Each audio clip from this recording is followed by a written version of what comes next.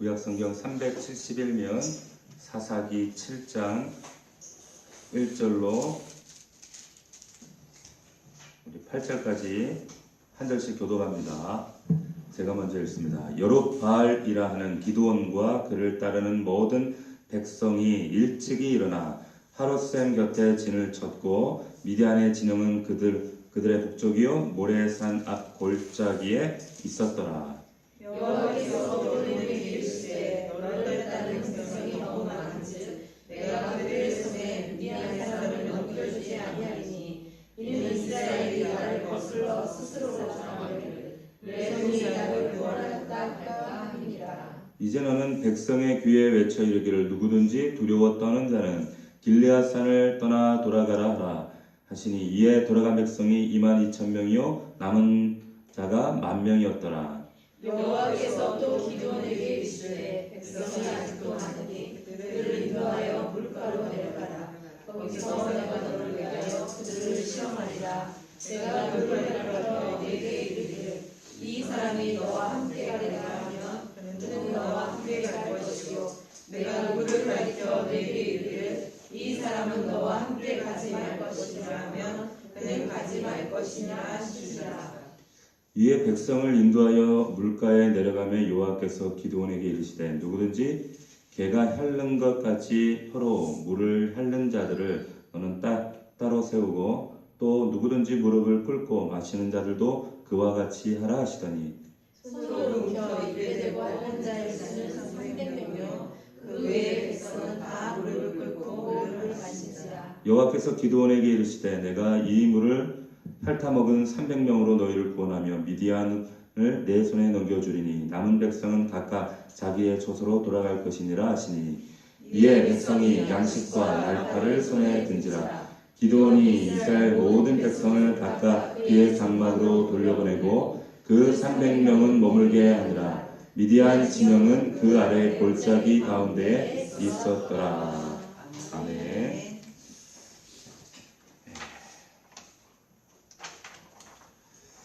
여호와께서 기드온에게 이르시되 이와 같은 제목으로 하나님 말씀 문제를 함께 나누도록 하겠습니다.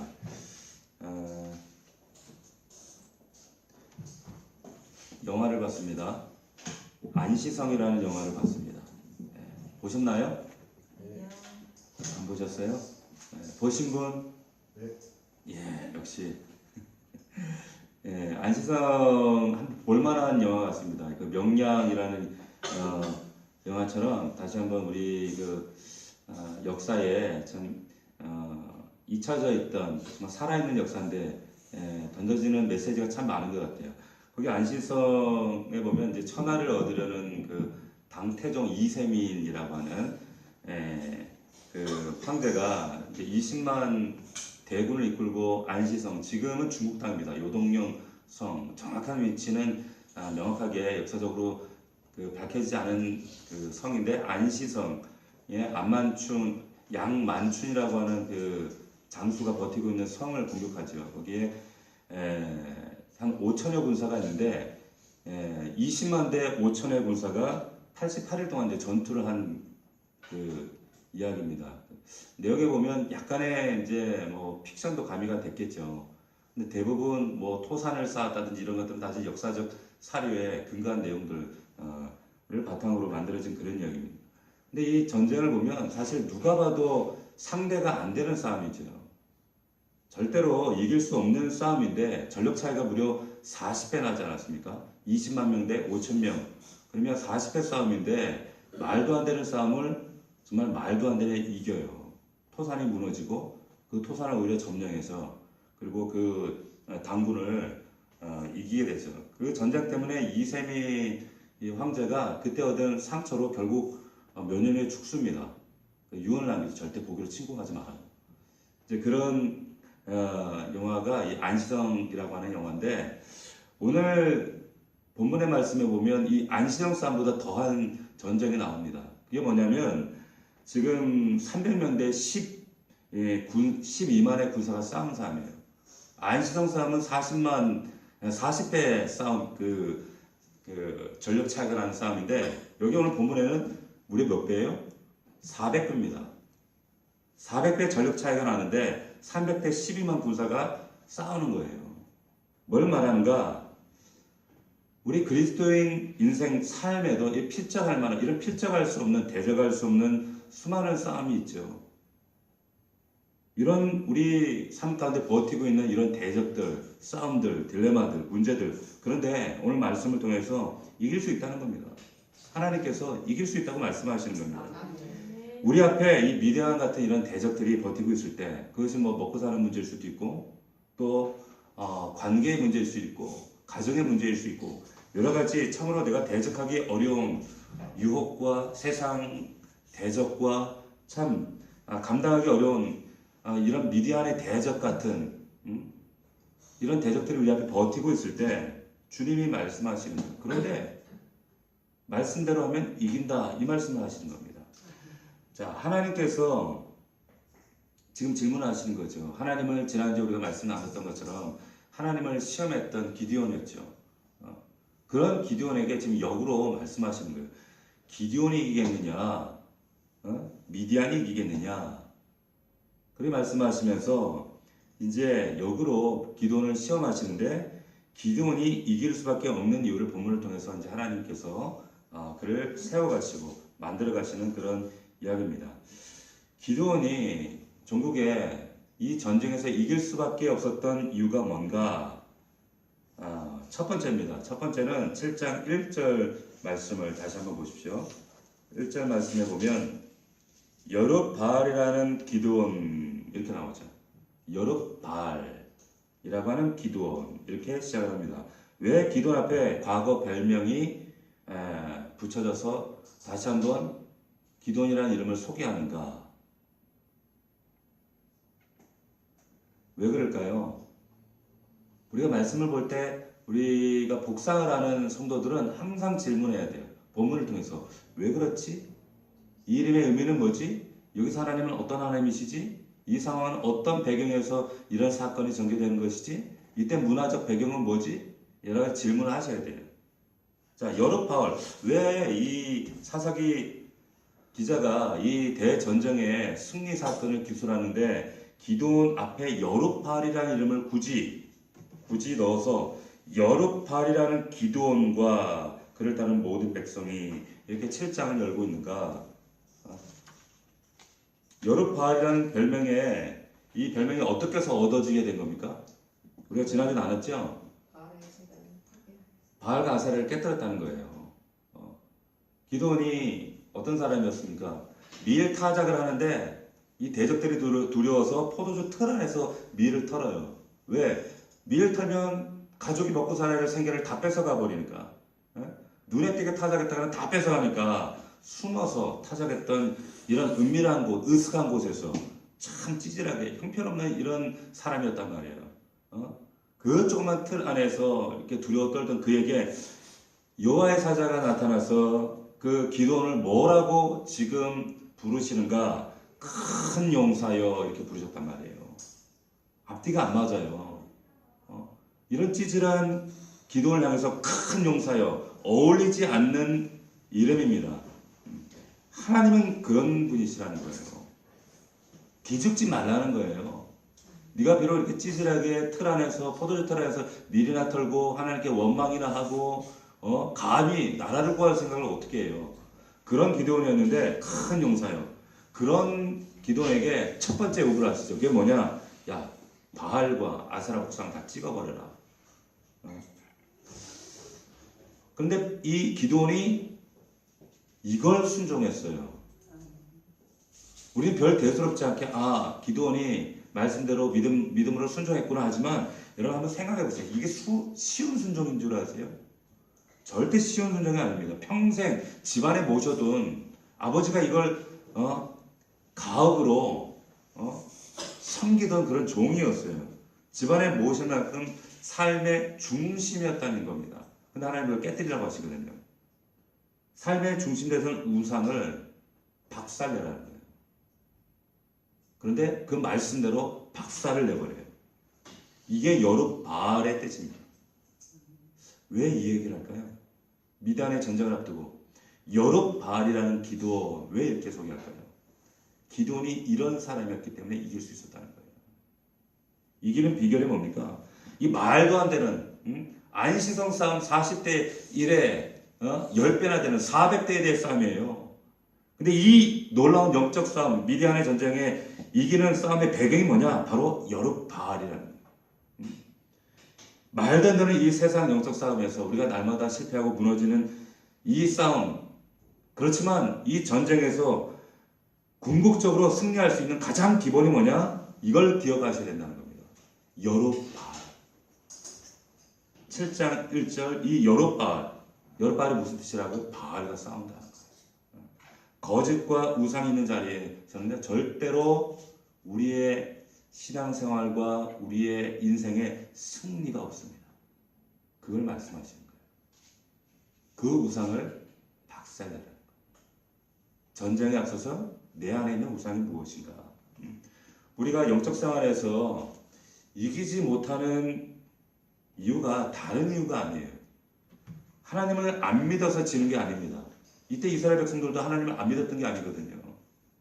제사도 지내고 희생제사도 하고 기도도 하고 했던 사람들이었단 말이에요. 그런데 이 백성들이 우상을 버리지 못했어요. 무슨 말이냐면 하나님도 섬기고 눈에 보이는 세상도 섬기고 우상도 섬겼다는 겁니다. 그 기도를 부르시면서 하나님이 제일 먼저 하신 게 뭐냐면 여룹바알로 만드시는 거예요. 우상을 제거케 하시는 거였습니다. 그 가정의 중심에 있었던, 그리고 삶의 중심에 자리 잡고 있었던 눈에 보이는 석상의 우상이 아니라 오늘날 우리 안에 내 삶을 지배하고 내 삶에 가장 영향을 주는 것들, 그게 돈입니까? 사람입니까? 관계입니까? 무엇이든지 간에 하나님은 그걸 깨뜨리기를 원하신다는 거예요. 그럴 때 하나님께서 이 미단의 승리를 허락하시는 줄로 믿으시기를 축원합니다. 기억하셔야 돼요. 우리가 깨어서 분별하지 않으면 우리 안에 어떤 우상들이 있는지 우리 스스로도 잘 몰라요. 하나님이 우리를 부르시고 우리를 당신의 사명 가운데 부르신데도 불구하고 신앙이 고갈되고 우리의 영적 감정들이 롤러코스터를 타고 그런 배경에 뭐가 있는가를 잘 들여다보면 반드시 나는 우상으로 여기지 않았던 어떤 것이 우상처럼 서 있는 것들이 있습니다. 우리에게 가장 큰 우상들이 뭘까? 돈일까? 관계일까? 가령 예를 들면 우리가 그런 얘기들을 하거든요. 그래도 돈이 없으면 못 산다. 이런 얘기를 믿는 사람들도 쉽지 않게 하거든요. 그런데 여러분, 돈을 섬기고 있는 우리의 태도의 문제예요. 돈을 향한 우리의 태도, 그것이 하나님 보실 때 우상이 될 수도 있습니다. 돈이 있어야 돼요? 없어야 돼요? 있어야 되죠. 필요하죠. 그리스도인도 돈이 있어야 돼요. 그런데 돈을 우리가 다루는 태도는 성도들 모습 가운데 다 다릅니다. 돈에 끌려가는 사람이 있고 돈을 다스리는 사람이 있어요. 저는 그리스도인들이 돈 모으는 것도 중요한데 돈 쓰는 게 사실 더 중요해요. 돈 쓰는 것을 보면 하나님과의 관계가 보이거든요. 그리고 돈에 대한 태도가 보인다는 거예요. 미국에서 살다가 오신 어떤 성도님이 그런 얘기를 하더라고요. 미국 사회에서 다른 거는 다 이제 용서가 되는데 이제 식사하면서 여담으로 그런 얘기를 하더라고요. 돈 실수는 한인 사회에서 뭐 대부분 뭐 이렇게 여기서 뭐 의사도 하고 뭐 대단했던 분들도 가면 뭐 세탁소를 많이 하신대요. 근데 그 교민사회에서 뭐 그렇게 허드렛 일 참 미국 사람들이 잘 하지 않는 그런 일들 하면서 정말 치열하게 열심히 사는데 다른 건 다 용서가 돼도 용서되지 않는 실수가 뭐냐? 돈 사고는 용서를 안 한다는 거예요. 다른 실수는 다 용서해도 돈 실수는 절대로 용서받지 못한다. 그러니까 고향 산천 떠나서 친구, 가족 다 떠나서 살아남기 위해서 각박하게 생존하게 치열하게 그 모든 고통을 참아냈는데 그 왜 참아내냐? 돈 때문이거든요. 한번 잘 살아보려고. 그러니까 돈 실수만큼은 용서 못한다는 거예요. 그렇게 독하게 살아내는 사람들이 교민들이에요. 그러니까 지금은 역이민으로 와요 다시. 야 이렇게 사는 게 이렇게 살려고 왔던가 해가지고 오히려 지금 미국에 계신 제가 아는 몇몇 그 목사님들도 한국으로 들어오고 싶대요. 미국 부러워하지 마세요. 우리나라가 좋아요. 여러분 이런 말이 있어요. 돈이 피보다 진하다. 돈이 피보다 진하다.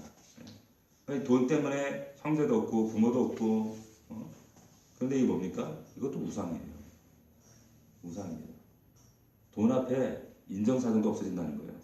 돈 없어서 주의 일 못합니다. 돈이 생기면 주의 일 하겠습니다. 이것도 우상입니다. 돈으로 주님 섬기는 게 아니거든요. 마음으로 중심으로 섬기는 것이지. 근데 이렇게 말씀하시는 것들 분들을 제가 많이 들었거든요. 그래서 여유가 생기면 섬기겠습니다. 그렇지 않습니다. 돈이 우상입니다. 이런 사고를 가지는 사람은 절대 미디안 전쟁에서 미디안 내가 12만이고 미디안이 300명이라고 해도 못 이겨요. 절대로 못 이길 수 없습니다. 왜냐? 하나님은 우상 숭배하는 자들에게 결코 승리를 허락하시는 법이 없습니다. 우상 있는 자에게 결코 승리를 주시지 않습니다. 사사기 전체 역사가 지금 그렇잖아요. 계속 패턴이 반복되죠. 하나님의 백성들이 이스라엘 백성들이 우상 숭배하면 하나님이 대적들을 강하게 강성하게 키우세요. 그 대적들을 강하게 키워서 대적들이 압박합니다. 백성이 회개하고 하나님께 울부짖으면 주의 종을 보내서 영적 회개 운동을 일으키고 다시 대적들을 쫓아내요. 우상 숭배, 이방의 압박, 회복, 이방을 물리칠, 다시 우상 숭배. 이 패턴이 반복돼요. 이게 10번 이상이나 반복된단 말이에요. 사사기를 보면. 근데 이 모습이 우리의 모습과 똑같다는 거예요. 똑같아요. 이 사이클이 반복되어지는 이유가 뭐냐? 승리하는 삶을 살고 싶은데 왜 계속 우리 영적 삶에 딜레마가 오고 곤고함이 오고 승리하지 못하는 이유가 어디 있느냐? 왜 반복이 되는가? 내 안에 감추어져 있는 어떤 우상의 우상, 이런 신상이 아닌 다른 우상들이 있다는 거예요. 내 삶의 중심의 근간을 이루고 있는 것이 있어요. 관계일 수 있습니다. 대상일 수 있습니다. 물질일 수 있습니다. 하나님보다 앞서는 거 다 우상입니다. 심지어는 자기 영민 이런 것들도 다 우상이에요. 감정적으로 우리 롤러코스터를 많이 타는 경우가 있죠. 그런데 그 감정의 기복도 그 근원을 살펴보면 그 심리 기제에 뭐가 있는가 하면 자기 연민하고 깊은 관련이 있거든요. 자기 연민은 뭡니까? 자기예요. 자기는 뭐예요? 우상이거든요. 하나님께서 싫어하십니다. 자, 하나님 앞에서 여러분들 해야 될 게 뭡니까? 내가 여룻바알이 되는 겁니다. 여룻바알이 되시기를 주의 이름으로 축원합니다. 아멘. 이게 이기는 비결이에요. 아멘. 이게 첫 번째입니다. 두 번째는 어떻게 이기는 자가 되는가? 3절 말씀을 보십시오. 3절 말씀 보면 하나님께서 요청하시죠. 돌려보내라는 거예요. 어떤 사람을 돌려보내라는 거예요? 두려워 떠는 자는 보내라는 겁니다. 두려워하는 자들 32,000명이 왔습니다. 하나님이 너무 많다. 두 가지 기준으로 돌려보내라. 마지막에 이제 300명만 남아요. 첫 번째 기준이 뭡니까? 두려워 떠는 자는 보내라는 거예요. 자, 우리가 영적 생활에서 우리 싸움에서 왜 이기지 못하고 답보되는가, 실패하고 넘어지는가? 두려움이 있어요. 어떤 감정적인 동요가 아닐지라도 내 안에 두려움이 있습니다. 미디안이 두려워서 집에 대한 걱정, 자식 걱정 이런 생각하는 사람 쓰지 않겠다는 거예요. 하나님 돌려보내라고 말씀하십니다. 남은 자가 1만 명. 1만 명이죠. 지금 통장에 잔고가 줄어들고 있습니다. 두려워요. 몸이 옛날 같지 않습니다. 두려워요. 나이는 하루하루 또 매일 먹어가고 머리도 빠지고 이빨도 흔들리고 수신대도 많고 앞날에 대한 미래에 대한 답답함이 몰려오고 두려워요. 기도하지 않으면 맨날 이런 망상만 해요. 이런 두려움으로. 제가 어떤 성도들을 이렇게 가만히 보면 비교 아닌 비교가 돼요. 이게 제가 이렇게 삼자 객관적인 입장에서 이렇게 보면 똑같은 그 가정이 내용은 조금 다르지만 똑같은 어떤 시련을 겪고 있거든요. 근데 한 성도는 쉽게 돌파해 나가요. 똑같은 상황인데 한 성도는 돌파를 못하는 거예요. 돌파를 못하고 계속 거기서 맴돌아요. 답부 상태예요. 격려도 하고 위로도 하고 또 말씀으로 책망도 하고 그런데 극복내지를 못하더라는 거예요. 왜 그런가? 어디서 그런 차이가 오는가? 두려움을 떨치지 못하는 거예요. 계속. 그 경중의 차이입니다. 두려움이 오고 염려가 오고 또 무기력이 오고 자기 연민에 빠지고 이것이 계속 반복이 되는 거예요. 이거 우상 숭배입니다. 자, 하나님은 두려워하는 감정, 우리 안에 이 감정이 있다는 거 잘 아세요. 잘 아시지만 잘 아셔야 될 것은 우리가 이 두려움 가운데 이 오래도록 여기에 노출되다 보면 이것이 하나님께 초점을 맞추는데 이 두려움 자체가 큰 장애가 돼요. 염려, 걱정, 두려움이라는 감정으로 하나님을 안개처럼 싹 가려버려요. 요즘 사람들이 애를 안 낳는다 그래요. 애를 왜 안 낳냐 그러면 뭐 교육비도 많이 들고 요즘 세상도 험한데 애 키우기가 무섭고 두렵고 애들 뭐 키워봐야 말도 안 듣고 집 하나 마련한 것도 이렇게 어려운데 뭘 저 애를 낳느냐 애를 안 낳는다 그래. 저출산이 심각하잖아요.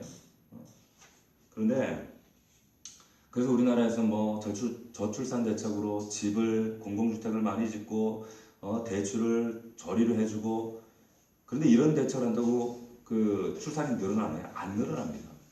그럴 것 같으면 유럽에서 지금 저출산 문제가 해결됐어야 돼요. 영국 같은 나라는 우리나라보다 10배 공공주택을 많이 제공을 하거든요. 그리고 아이가 있으면 의료 이런 혜택도 무료예요. 이런 엄청난 지원을 하는데도 유럽 같은 나라에서도 저출산 해결이 안 됩니다. 왜 이 사람들이 애를 안 낳을까요? 두려움 때문이에요. 두려움 때문입니다. 이 두려움은 하나님께서 성경에서 의도하신 생육하고 번성해라. 그리고 하나님께서 먹이고 입히시고 하나님 백성된 본분과 사명 이 모든 것들이 없어요. 그러니까 뭐하러 나와가지고 애들까지 낳아서 평생에 이런 고달픈 인생을 애들에게까지 물려주나? 이 두려운 인생을 왜 아이들에게 상속하나? 그냥 우리만 살다가 인생 끝나면 되지. 이건 철저한 불신앙입니다. 불신앙이에요. 결국에 해결할 수 있는 비결은 뭐냐? 믿음으로 하나님과 가까이 할 때 이 두려움이 극복되어져 이길 수 있다는 이건 결국 믿음의 문제, 신앙의 문제라는 거예요. 오늘 여기 본문의 말씀에 오면 여러분 그 두려움의 또 다른 모습이 뭔가 2절 말씀 보십시오. 2절. 자, 2절 7장 2절 말씀 같이 읽어봅시다. 시작.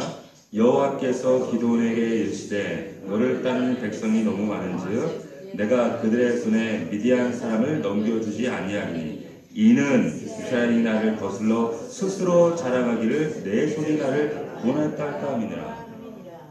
자, 여기 말씀에서 여러분들이 주목하셔야 될 단어가 뭐냐면 스스로 자랑하기를 이라는 거예요. 스스로 자랑하기를. 옛날 성경에 이 뭐라고 번역했냐면 자긍하기를 했습니다. 자긍하기를. 사실 이것도 정확한 번역은 아니에요. 자긍하기를. 뭡니까? 스스로 높아진다는 거죠. 교만하고 사실은 하나님을 잊어버렸다는 이 뜻이에요. 하나님을 잊어버렸다는 뜻이 사실 더 정확한 뜻입니다. 그러니까 두려움이 많은 사람들의 특징이 뭐냐? 자긍하는 특징이 있어요. 아십니까? 염려가 많고 두려움이 많은 사람들이요 또 교만해요. 금방 또 감정이 또 금방 또 자긍하고 마음이 높아지고 이래요. 가만히 보십시오.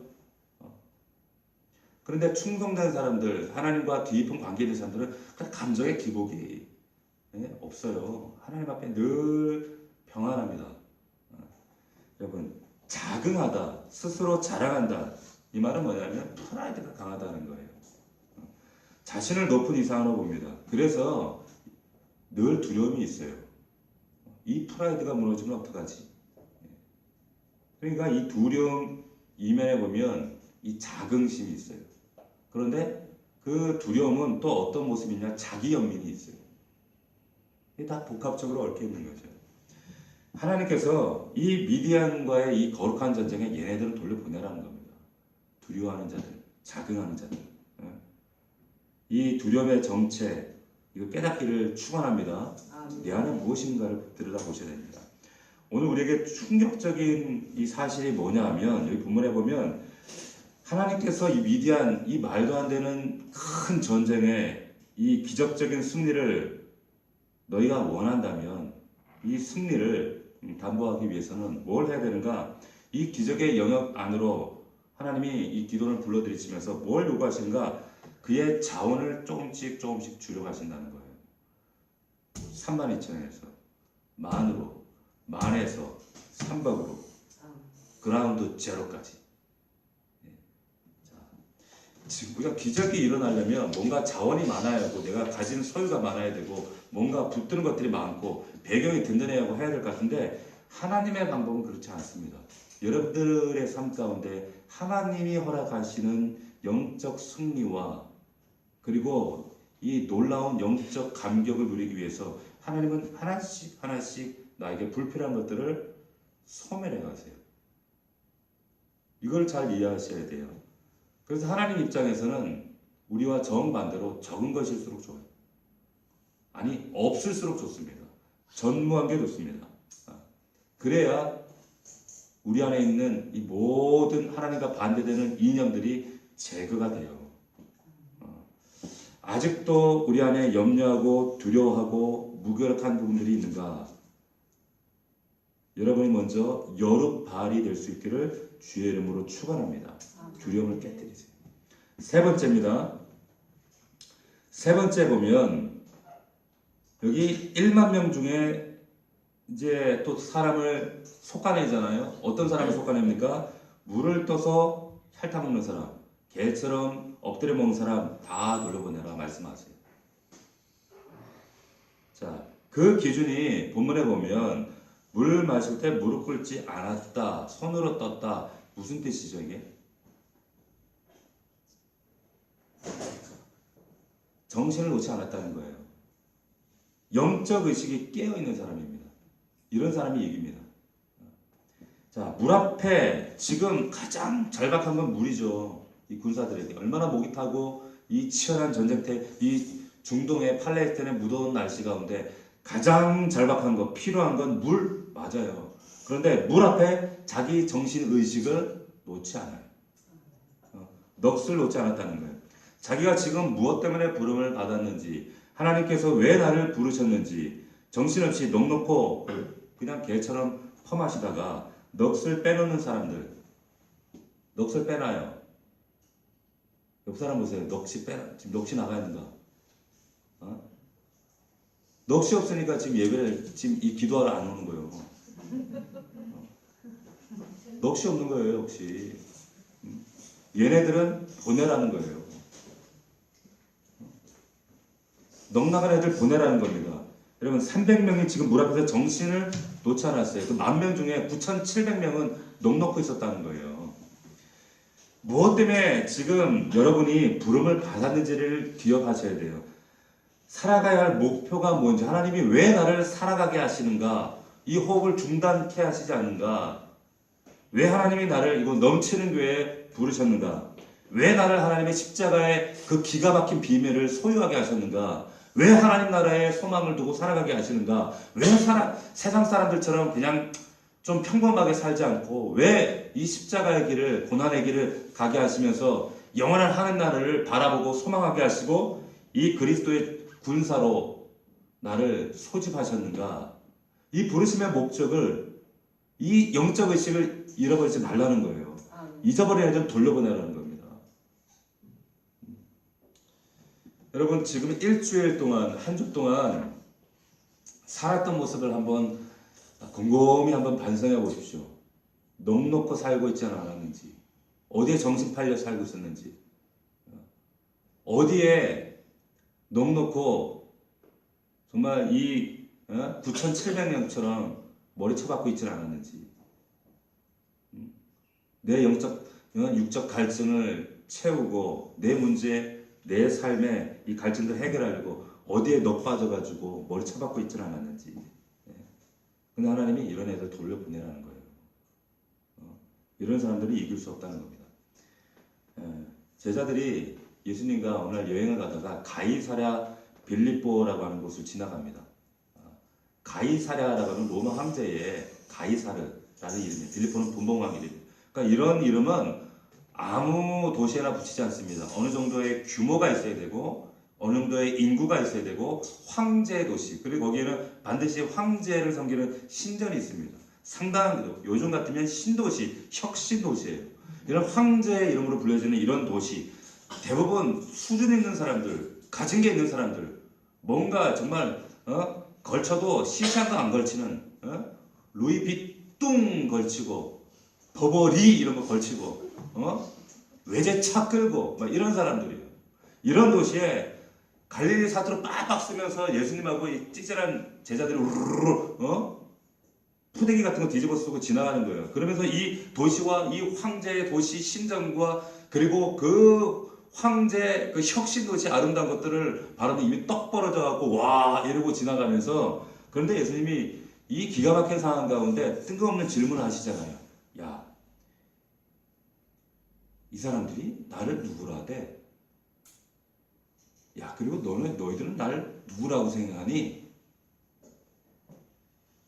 하필 가이사랴 빌립보에서 이 질문을 던지세요.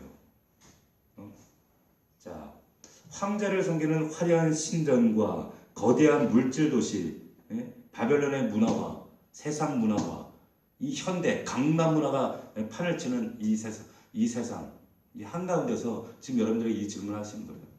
학벌도 시원찮고 가진 것도 없고 혈기만 왕성한 난 놓고 기억자도 모르는 베드로가 갑자기 대뜸 그러는 거예요. 주는 그리스도시요 살아계신 하나님 아들입니다. 제정신으로 한 게 아니라 자기도. 그리고 어떻게 하다 이런 대답을 했지? 자기 스스로 속을 막 놀래면서 지금 이 대답을 하는 거예요. 그리고 뒤에 가서 또 엉뚱한 소리 해가지고 막 뒤지게 혼나잖아요. 자기가 한 고백이 아니라는 거예요. 이게 하나님 주신 은혜죠. 눈에 들어오는 황제의 가치관, 물질주의의 가치관, 바라보는 것 황제의 시선과 이 혁신도시의 그 웅장한 건물들, 그런 물질주의 세상이 나를 압도한다 할지라도 가이사랴가 주인이 아니라, 이 만몬이 주인이 아니라 내 눈에 볼 때 당신이 주인입니다. 이런 고백을 하고 있는 거예요. 이 고백을 하고 있는 겁니다. 그런데 예수님이 감격을 하시면서 네 고백 위에 교회를 세우겠다. 지금 넘치는 교회는 이 고백을 하는 사람들의 모인 이 자리가 교회라고 하는 거예요. 여러분, 지금 똑같은 질문을 여러분들에게 주님이 하고 계시는 거예요. 너희들에게 나는 누구냐? 강남 문화가 세상에서 요동을 치고 세상에 부러운 것 하면 비싼 외제차, 하루에도 강남 집값이 2, 3억 오르락 내려가는 이 세상, 그거 부러워하는 세상 사람들, 어떻게 하면 외제차 타볼까? 거기에 혈안이 돼 있는 사람들. 그런데 너한테 난 누구냐? 말씀하시는 겁니다. 여러분, 우리 믿는 사람들도 여전히 보이는 것 때문에 겁이 나고 두려워하고 또 그 눈에 보이는 것 때문에 마음이 끌려요. 눈이 휘둥그레집니다. 그런데 거기에 넋이 나가서 마음 뺏기고 내 영적 의식도 망각해버리고, 그런데 그런 사람들 오늘 말씀에는 돌려보내라는 거예요. 이런 자는 하나님 나라에 합당하지 않다. 돌려보내라는 겁니다. 화려한 황제의 도시에서 황제와 정말 도저히 비교도 안 되는 그런 누추한 갈릴리 예수 그리스도, 그런데 당신이 진짜 황제 중에 황제입니다. 정확히 알아볼 수 있는 이런 영안, 이런 영적인 눈이 회복될 수 있기를 주의 이름으로 축원합니다. 기도원의 300 용사들이 정신 차리지 않고 넋을 놓지 않았어요. 이 사람들이 하나님의 부르심에 합당하다는 거예요. 그래야 이길 수 있어요. 이 사람을 통해 이기게 하신다는 거예요. 아무나 이김을 주시는 게 아니다. 마지막입니다. 제일 중요합니다. 이기는 자의 특징이 나와 있어요. 오늘 본문에 보면. 자, 이걸 찾아내셔야 복상을 잘 하시는 분들이에요. 큐티를 정말 잘 하시죠.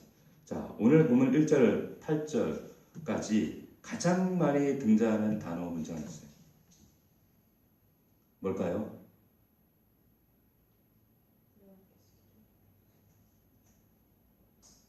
뭔가요? 어? 뭐라고? 크게 틀려도 괜찮아. 뭐 틀린다고 내가 뭐 벌을 세워 점수가 깎여요. 괜찮아. 뭐예요?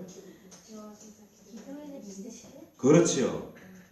이야, 우리 박경희 집사님 요즘에 큐티 열심히 하나 봐요. 자, 항상 우리가 복상할 때 반복되는 단어나 반복되는 문장은 거기에 핵심 주제가 있다. 중요한 메시지가 있다 말씀드렸어요. 자, 2절 말씀에 보면 여호와께서 기드온에게 이르시되 3절 보세요. 4절 여호와께서 또 기드온에게 이르시되 5절 여호와께서 기드온에게 이르시되 7절 여호와께서 기드온에게 이르시되 자, 마지막 최종 종결 9절 그 밤에 여호와께서 기드온에게 이르시되 이 짧은 구절에 무려 5번이나 나옵니다. 5번이나 등장한다는 거예요. 자, 이기는 자의 특징이 뭡니까? 하나님의 말씀을 붙드는 자들이에요. 말씀을 붙드는 거예요. 어떤 표징이나 어떤 꿈이나 어떤 사람이나 우상이나 날 도와줄 수 있는 대상이나 아니라 하나님 말씀을 붙든다는 거예요. 말씀을 붙들 때 그 말씀이 나를 끌고 갑니다. 오늘 여기 말씀해 보면 2절 말씀하시면 그냥 순종해요. 그리고 4절 가면 또 그날 하루 순종하는 거예요. 다른 거 없어요. 4절 물가로 내려가라. 뭐 어떻게 하라고요? 뭘 하겠다는 거예요? 시험하겠다는데 뭘 어떻게 시험하겠다는 거예요? 뭐 말도 없어요. 그냥 내려가라. 그 다음에 또 여호와께서 기도에 이르시되 그럼 또 순종해요. 여호와께서 이르시되 또 순종해요. 자, 이렇게 하루 우리에게 하나님은 순종을 요구하시는 거예요. 믿으시길 축원합니다. 여러분, 우리가 왜 큐티를 하는가 하면 그냥 기도하다가 갑자기 뭐 시커먼 게 휙 보였다 해서 이게 주의 뜻이나 이런 하늘에 뜬구름 잡은 거 잡으려고 우리가 하는 게 아니에요. 성경에 나와 있는 명시된 이 말씀, 오늘 하루 나에게 조명하시는 성령께서 이 명확하게 나에게 기록하신 로고스를 통해서 성령이 조명하셔서 알게 하시고 보게 하시고 오늘 순종하라는 거예요. 지금 하나라도 순종하라는 거예요. 이거 복상이에요. 이게 큐티입니다. 하루하루 순종을 하지 않고 매일매일 내가 원하는 이기적인 욕망만 하나님의 1년이고 10년이고 올려다 놓고 자꾸만 감 떨어지기만 기다려요. 아니에요. 그것이 아니라 하루 오늘 내가 순종하시는 거예요. 오늘 내가 복종하는 거예요. 따라가는 겁니다. 자, 2절 말씀하고 순종하고요. 4절 말씀하고 순종해요. 내려갔더니 그 다음 또 하나님 말씀하시잖아요. 또 말씀하시면 또 순종하면 되는 거예요. 최종 9절에 이 순종이 결과를 뭘 낳는가? 9절 말씀을 우리 함께 읽어보겠습니다. 시작. 그 밤에 여호와께서 기드온에게 이르시되 일어나 진영으로 내려가라. 내가 그것을 내 손에 넘겨 주었느니라. 아멘. 비로소 이기는 거예요. 그런데 그날 한날 하루하루 매 시간 하나님의 말씀 없이 순종 없이 우리는 바로 건너뛰어서 구절을 해달라고 떼쓰는 겁니다. 승리를 달라고. 승리를 주시옵소서. 미디안을 제거해 주시옵소서. 이 두려움을 제거해 주시옵소서. 그런데 내 삶에 순종은 없더라. 절대 이기지 못합니다. 자, 말씀을 맺습니다. 이기는 자의 특징 첫 번째 여룻바알을 기억하십시오. 내 안에 하나님 감추어져 있는 나조차도 스스로 부인하고 있는 우상이 없습니까? 하나님보다 더 앞서는 우상이 없습니까? 하나님 그것이 제거되길 원합니다. 두 번째 두려운 자는 돌아가야 됩니다. 두려움도 자기 연민입니다. 자기입니다. 우상입니다. 이걸 버려야 돼요. 세 번째 영적 의식 깨어나야 된다고 그랬어요. 지금 목이 타다고 개처럼 엎드려서 마시는 그 나머지 9,700명의 백성들처럼 살면 안 된다는 거예요. 영적 의식을 가지고 왜 하나님께서 나를 이 공동체에, 이 교회에, 이 시대에 나를 부르셨는가라고 하는 선명한 영적 의식을 가지고 사셔야 돼요. 그걸 놓치고 살면 세상 사람들하고 우리는 전혀 구별됨 없이 살아갑니다. 똑같이 우리는 조금만 환경이 조성되어지고 조금만 안락함이 주어지고 조금만 우리의 영적 상태가 게을러지면 세상 사람들보다 더하게 악하게 살아갈 수 있는 우리는 그런 죄성 많은 사람들이에요. 그걸 인정하셔야 돼요. 그렇기 때문에 하나님의 은혜가 필요하고 하나님의 도우심이 필요하다는 거예요. 영적 의식이 깨어 있어야 돼요. 마지막 여호와께서 기드온에게 이르시되 말씀 붙들으셔야 돼요. 큐티하셔야 돼요. 복상하셔야 돼요. 우리 교회는 이게 DNA예요. 그리고 하루하루 순종하십시오. 순종하고 오늘 하루 순종하고 내일 또 하루 순종하고 들리지 않을 땐 기다리고 또 하나님 말씀하시면 또 순종하고 그러다 보면 여러분들 삶 가운데 이 놀라운 미디안의 영적 전쟁의 놀라운 기적 같은 승리가 이루어진 줄로 믿습니다. 이 약속을 붙들고 믿음으로 승리하는 저와 여러분들 되기를 주의 이름으로 축복합니다.